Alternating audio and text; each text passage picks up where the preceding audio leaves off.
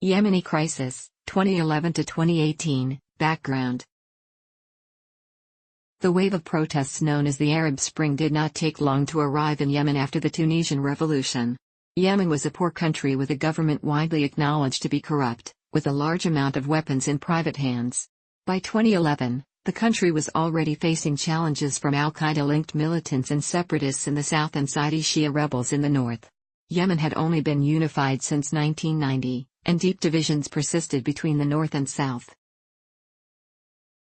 Ecological crisis. Yemen's political instability has been compounded and partly caused by the severe ecological crisis in the country.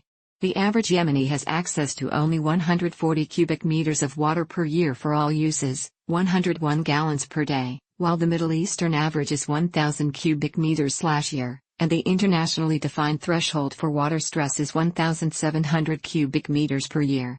Yemen's groundwater is the main source of water in the country, but the water tables have dropped severely, leaving the country without a viable source of water.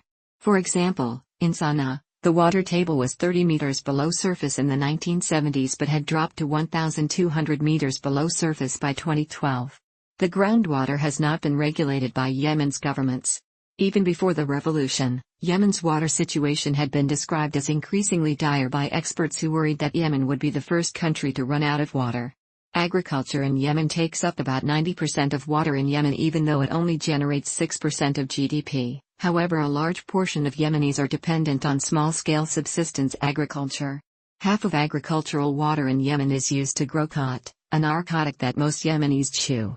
This means that in such a water-scarce country as Yemen, where half the population is food insecure, 45% of the water withdrawn from the ever-depleting aquifers is used to grow a crop that feeds nobody. This water insecurity has a direct impact on political stability.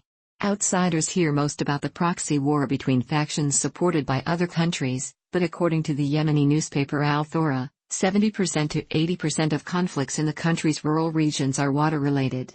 The country's Interior Ministry has estimated that across the country, water and land-related disputes kill 4,000 people a year, more than terrorism. In Al-Jaf Governorate, a dispute over a well's placement has led to a blood feud that has continued for more than 30 years. In 2007, Yemen's Minister of Water and Natural Resources suggested that the Sana'a might have to be evacuated if it runs out of water.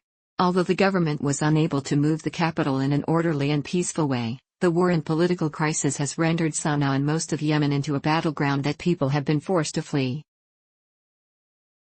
Additional environmental catastrophes have battered Yemen as the war has progressed.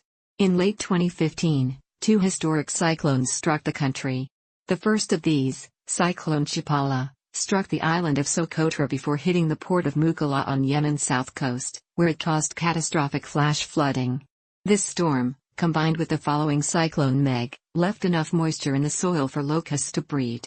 These locusts can fly 100 miles in a day and destroy any crop they encounter.